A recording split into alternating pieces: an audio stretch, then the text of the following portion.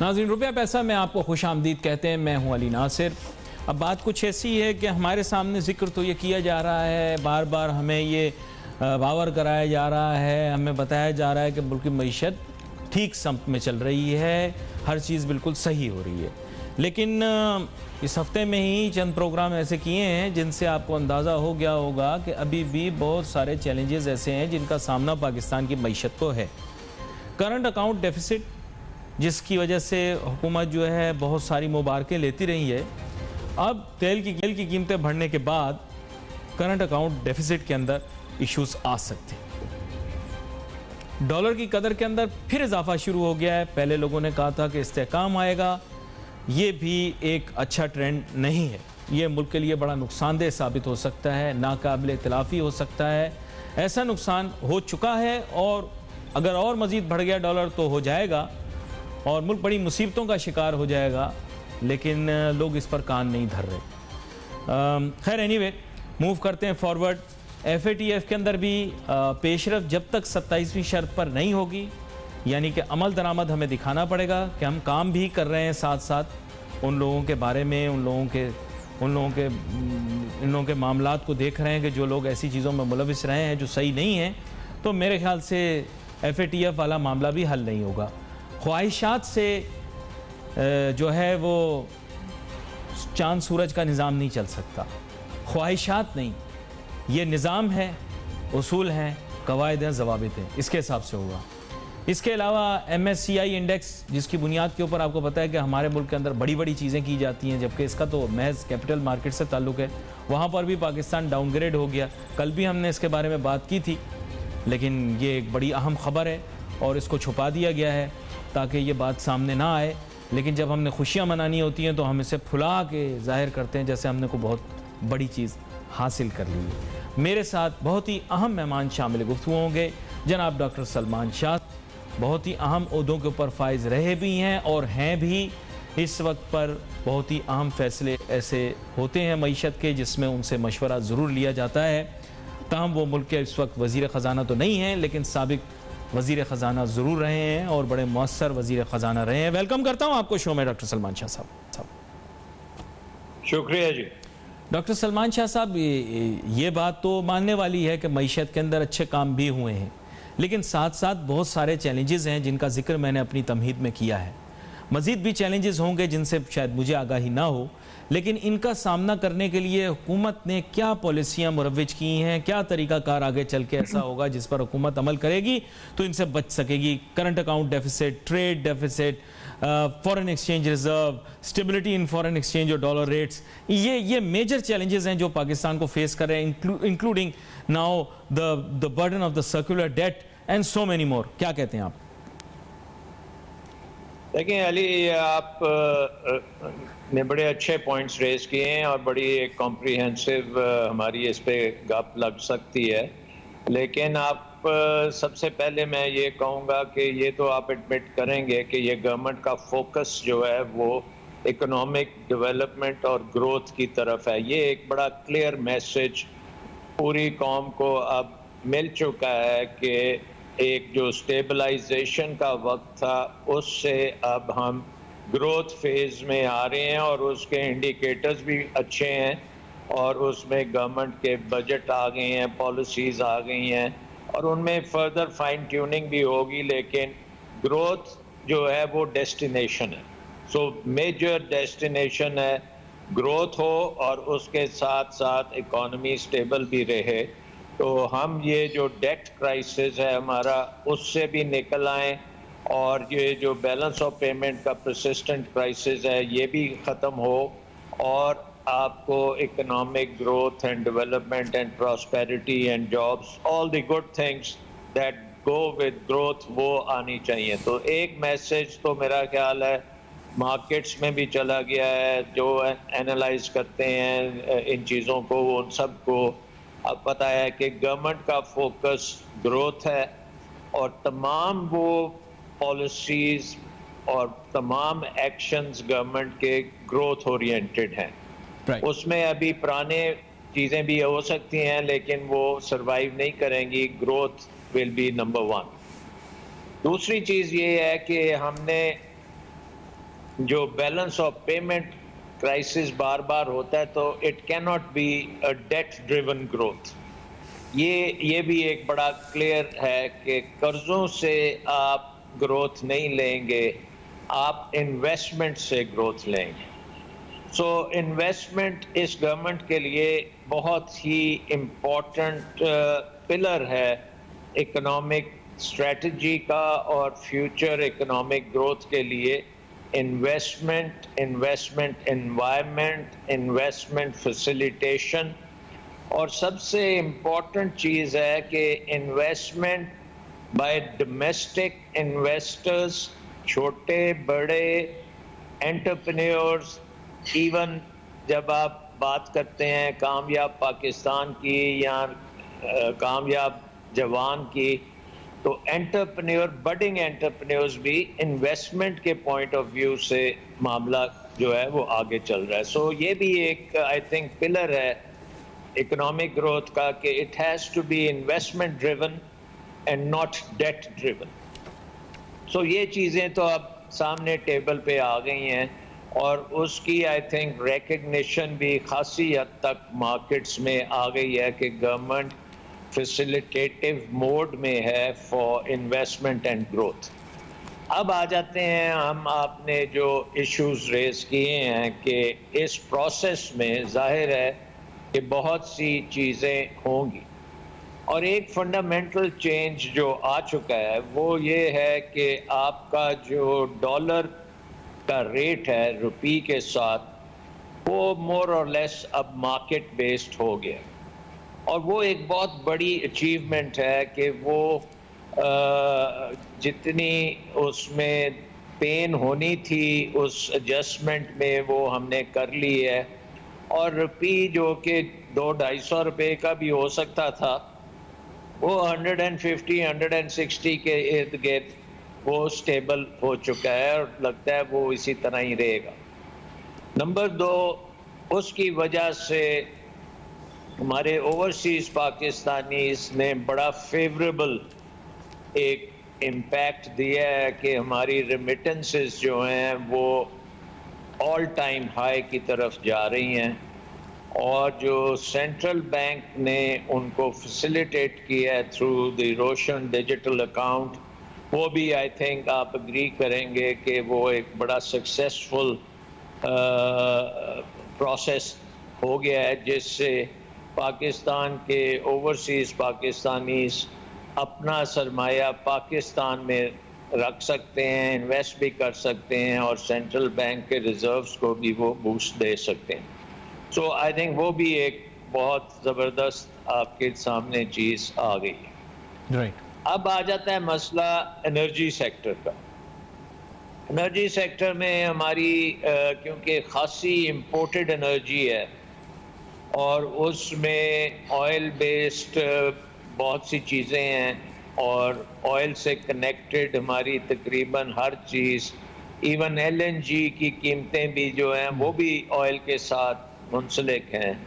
तो ये एक फैक्टर है जो कि आप कह सकते हैं कि एक बहुत बड़ा चैलेंज है कि जब ये ऑयल की कीमतें ऊपर जाती हैं तो उसकी एडजस्टमेंट्स हमें बड़ी तेज़ी से करनी पड़ेंगी, और हमें इस तरह से नहीं करना कि हम कोई बहुत बड़े खसारे बिल्डअप होने दें।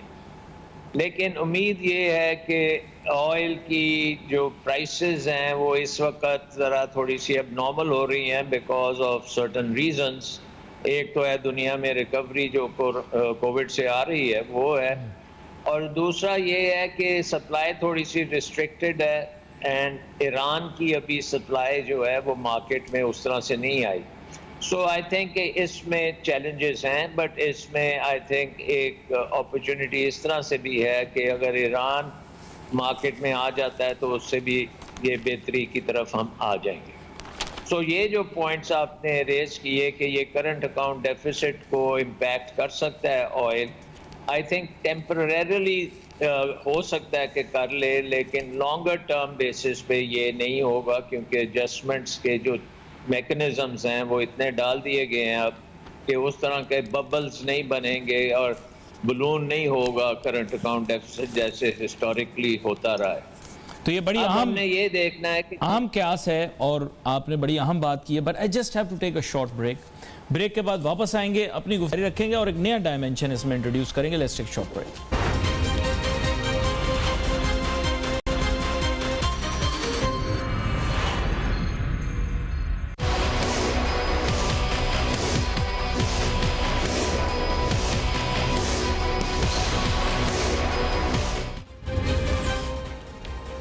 Dynamics of our region have changed in days। इस तरह से है कि जियो स्ट्रेटेजिक सिचुएशन चेंज हो जाने के बाद पाकिस्तान की इकोनॉमी के लिए क्या कोई चैलेंजेस क्रिएट होंगे। आपको पता है कि the west is now leaving Afghanistan and there will be a strategic shift in the position of those countries that were participating in Afghanistan and now what will be the future for Pakistan as well. क्योंकि हमें भी ज़ाहिरी बात है, या तो हमारा role expand हो जाएगा या अगर वो नॉन पार्टिसिपेटरी रहेंगे तो फिर हमारा रोल रीडिफाइन हो जाएगा, let's put it that way. और फिर उसके हमारी इकोनॉमी के ऊपर पहले असरात रहे हैं, जहाँ कभी कभी हमें इमदाद की सूरत में पैसे मिलते रहे हैं और कहीं कहीं हमारे ऊपर जो है वो आप कह सकते हैं कि उनकी एक जैसे आप कहें कि निगाह भी रही है, हमारे मामलात को उन्होंने हल करने की कोशिश भी की है। तो डॉक्टर सलमान शाह साहब, ये मैं एक नया डायमेंशन इसमें एंटर करना चाह रहा हूँ। बाकी इकोनॉमिक फैक्टर्स को भी हम डिस्कस करेंगे, लेकिन आप जिस सतह के माहिर हैं, लोग इस चीज़ को ज़रूर आपसे जानना चाहेंगे कि now what happens in Afghanistan, what is the impact on Pakistan economy and how do you see the future. क्या कहते हैं आप? देखिए, एक बात तो मैं ये कहूँगा कि पाकिस्तान के लिए ये बहुत बड़ा अपॉर्चुनिटी भी है और चैलेंज भी है। और इसको इस नज़रिए से देखें कि 40 साल इसकी हमने बहुत बड़ी कीमत अदा की है कि 1979 में जब सोवियत यूनियन होता था, वो उसने अफ़गानिस्तान को ऑक्यूपाई किया, तो उस वक्त से लेके 2021 तक अब परपेचुअल एक किस्म की वहाँ जंगी होती रही है और उसने पाकिस्तान की इकोनॉमी को बहुत शदीद नुकसान पहुँचाया है।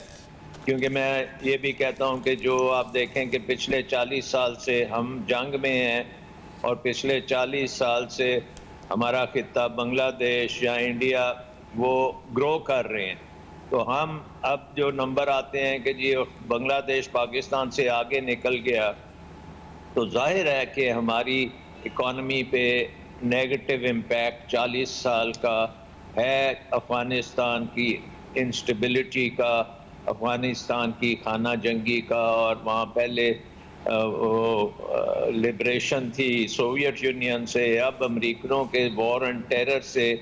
तो अफ़गानिस्तान अब ऐसी सिचुएशन पे पहुँच चुका है कि उसने अब अपना फ्यूचर खुद डिसाइड करना है, क्योंकि वो जीत गए हैं, उन्होंने 2 सुपर पावर्स को हरा दिया है और अब उनका फ्यूचर जो है वो अपने तौर पे डिटरमिन करेंगे। मेरे ख्याल पाकिस्तान ने एक सिग्नल, माजरत एक लुकमा आपको देना चाहूँगा, कुछ नए वर्ड्स मैं सुन रहा हूँ कि वो deep strategy and stuff like that, लेकिन पाकिस्तान के तो इंटरेस्ट इसमें लाए करते हैं कि क्योंकि Afghanistan is a landlocked country and we've had traditionally had relations with them at one time during the Durrani Empire, जो कि हमारी पाक स्टडीज की बुक में से गायब किया गया है, वो चैप्टर ही गायब कर दिया 150 साल का, where we were one empire, we shared values as well। तो इशू ये है कि अब पाकिस्तान का तो एक्सपेंडेड रोल होना चाहिए अफगानिस्तान के अंदर। हम डर के बैठ गए, नहीं जी हम तो कोई रोल ही नहीं है हमारा, हम तो कोई डीप स्ट्रेटजी नहीं लगाएंगे। ये कैसी अप्रोच है, मुझे समझ नहीं आई। नहीं, आई थिंक एक नेचुरल फोर्सेस होती हैं और वो नेचुरल जो कॉन्स्टलेशन ऑफ फोर्सेस हैं वो डिक्टेट करती हैं कि पाकिस्तान का बड़ा सेंट्रल रोल होगा। क्योंकि जैसे आपने कहा कि एक तो ये एंशंट लिंक्स हैं और एंशंट जो आप देख लें सेंट्रल एशिया के साथ लिंक्स हैं, बुखारा, बल्ख, ये तमाम जो ट्रेडिंग सेंटर्स थे, समरकंद वगैरह, वो लाहौर और दिल्ली के साथ कनेक्टेड थे। राइट। तो अब तो वो तमाम चीज़ें, पहले बरतानिया की एम्पायर ख़त्म हो गई, सोवियत इंटरवेंशन ख़त्म हो गई, अमेरिका की इंटरवेंशन ख़त्म हो गई, तो अब अफ़गानिस्तान के लोगों ने अपना फ़ैसला करना है कि वो जंग चाहते हैं या इक़्तिसादी तरक्की चाहते हैं। मेरा ख़्याल है वो इक़्तिसादी तरक्की चाहेंगे। राइट। दूसरी चीज़ है कि जो अफ़गानिस्तान के नेबर्स हैं, उसमें पाकिस्तान है, उसमें ताजिकिस्तान है, उज़्बेकिस्तान है, तुर्कमेनिस्तान है, ईरान है, और फिर आगे अज़रबैजान और टर्की भी शामिल कर सकते हैं। उसके साथ साथ आप देखें कि ECO एक हमारा अदारा था, इकोनॉमिक कोऑर्डिनेशन ऑर्गेनाइजेशन, जिसने इसको फ्री ट्रेड एरिया बनाना था। उसके मैंडेट में है कि ये सारी चीज़ों को फ्री ट्रेड एरिया बनेगा, जिसमें अफगानिस्तान भी उसकी सेंट्रल पीस होगी। तो आई थिंक वो चीज़ें अब तेजी से आगे चलेंगी। ये तेजी से चलनी भी चाहिए। और एक लुकमा फिर आपको देता हूं कि there is a huge debate about the Wakhan corridor and how Pakistan can get directly connected to the Central Asian states. And if we can go through there despite the very, very different and difficult terrain, we can seek an alternate route also from inside Afghanistan, because ये ECO वाला dream जो है ये तभी true होगा when we are directly connected to these states and countries. क्या कहते हैं आप? जी, ये बिल्कुल, आई थिंक एक तो ये है कि जो CPEC में जो प्रोजेक्ट्स हैं, मसलन ML1 जो है हमारी ट्रेन की, उसको हम काबुल के साथ कनेक्ट कर सकते हैं, और काबुल से आगे वो फिर सेंट्रल एशियन नेटवर्क से भी वो कनेक्ट हो सकती है। सेकेंडली, हम सड़कों का कनेक्शन भी दे सकते हैं, Peshawar, Jalalabad, Kabul and all the way up to Tajikistan and other Central Asian countries, उधर भी कर सकते हैं। ऑलरेडी हमारा कनेक्शन, आपको पता है कि चाइना के काशगर के साथ हमारा जो कनेक्शन है, उससे ऑलरेडी हम ताजिकिस्तान से कनेक्टेड हैं, इवन दो उस सड़क को हम इस्तेमाल नहीं कर रहे क्योंकि अभी उसमें उस किस्म का वॉल्यूम या ट्रैफिक नहीं आया। But that's a much longer route, you see. That's a much longer route. Maybe if we see the cumulative distance, it would perhaps become thousands of miles, not thousands, but yeah, hundreds of kilometers worth of extra journey, which is a lot when it comes to calculating the freight and also the time that it takes to get to Central Asian countries. क्या कहते हैं आप? जी, उसमें I think जाहिर है कि आपको mapping करनी पड़ेगी, लेकिन ये काशगर से जो रूट है वो भी बड़ा इफेक्टिव है क्योंकि वो बन चुका हुआ है, उसमें कोई इन्वेस्टमेंट नहीं है।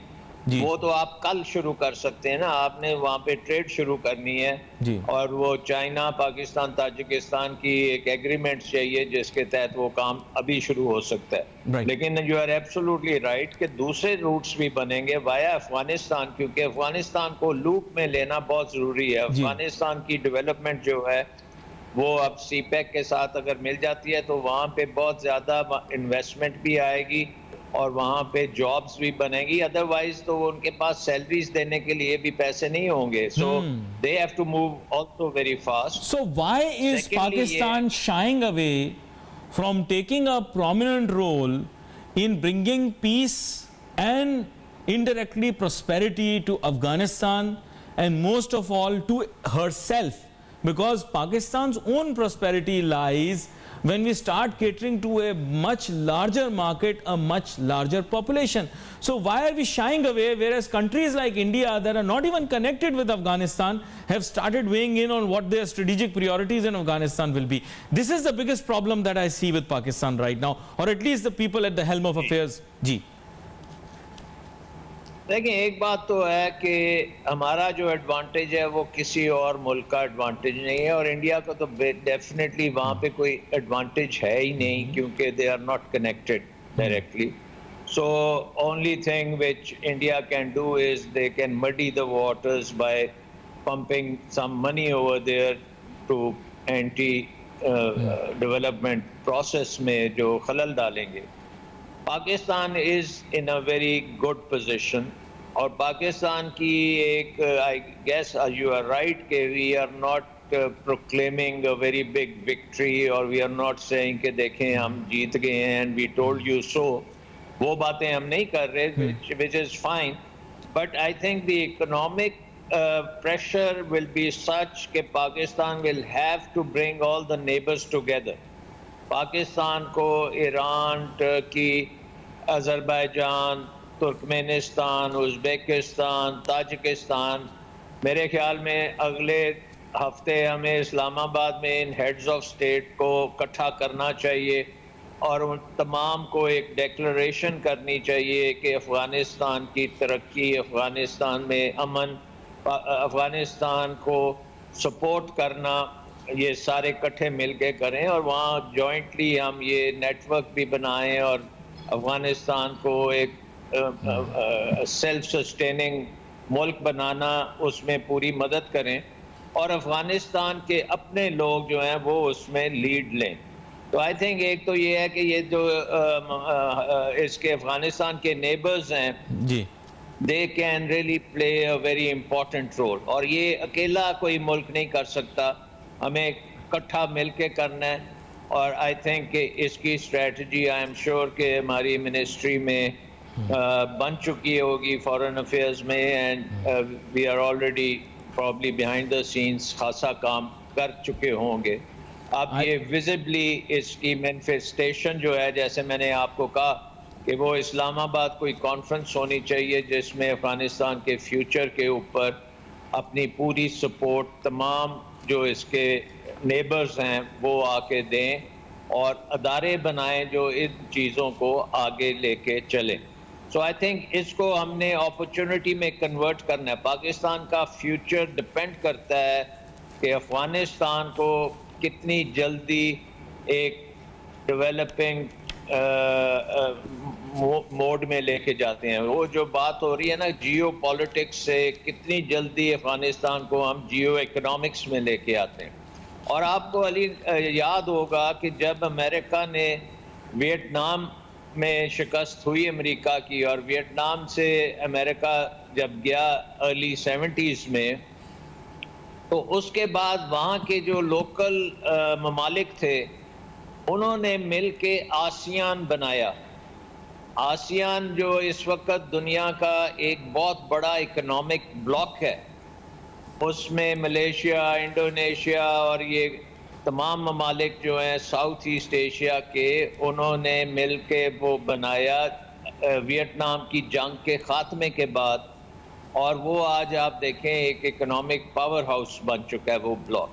सो अब हमारा ये जो ECO है या वेस्ट एशिया, सेंट्रल एशिया का जो ये खित्ता है, ये दुनिया का अगला इकोनॉमिक ब्लॉक बन सकता है और इसमें बेशुमार ऑयल है, गैस है, मिनरल्स हैं, इसमें इन्वेस्टमेंट अरबों डॉलर्स की आ सकती है, इसमें इंफ्रास्ट्रक्चर इन्वेस्टमेंट्स आ सकती हैं, ट्रेड हो सकता है और इन तमाम चीज़ों में पाकिस्तान एक बहुत अहम कॉरिडोर भी होगा। सीपैक इस पॉइंट ऑफ व्यू से आप देखें ना कि इस एंगल से भी चीज को देखते हैं। एक छोटी सी ब्रेक मुझे लेनी है, इस एंगल से भी हम एक छोटी सी ब्रेक लेनी है। ब्रेक के बाद वापस आते हैं और हम अपना सम अप करेंगे अपनी कॉन्वर्सेशन को। जी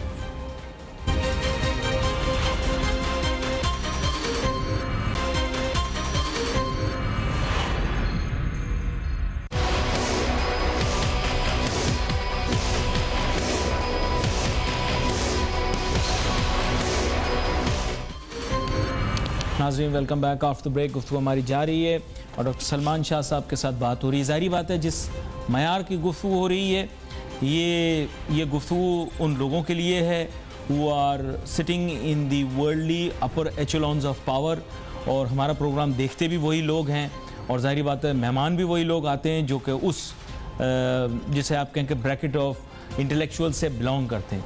डॉक्टर सलमान शाह साहब ने बड़े खूबसूरत अंदाज में हमें बताया कि how Jio economics is what is the future of Afghanistan। Jio economics जो है वो हमें उसकी तरफ शिफ्ट करना है उसको, और जियो पॉलिटिक्स से उस चीज़ को आगे लेकर जाना है। अनफॉर्चुनेटली जो हम देख रहे हैं वो ये है कि people at the helm of affairs are being very shy, thinking that perhaps national security will be jeopardized if we do not pursue our interests in Afghanistan. But we need to realize that if Afghanistan becomes unstable and there's something wrong that happens there, the fallout will directly impact Pakistan. It has been doing so in the past. and let's hope it doesn't do so in the future. But we all understand that is a challenge for us, but it is an opportunity as well. Let's jump to the opportunity. Let's not become shy and start becoming or coming to a situation where we are reactive. Let's become proactive. बड़ी अच्छी suggestion दी है doctor Salman Shah साहब ने कि जितने मुमालिक जो कि इस खित्ते के अंदर मौजूद हैं, इनके सरबराहान की, इनके हेड्स ऑफ स्टेट्स की फौरी तौर पर मीटिंग बुलाई जाए अगले हफ्ते ही इस्लामाबाद के अंदर। और मेरे ख्याल से ये प्रोग्राम एक थिंक टैंक की तरह है, तो डॉक्टर सलमान शाह साहब की इस बात को बहुत अहमियत देनी चाहिए। और I am sure he already has Imran Khan साहब्स ear, but still other people who are involved in the decision making must do this as soon as possible. आगे लेकर थोड़ा सा चलते हैं डॉक्टर सलमान शाह साहब, इसका एक और डायमेंशन, एक और एंगल भी आप एक्सप्लोर कर रहे थे, मैं चाहूँगा उसे कंटिन्यू रखें बात को। जी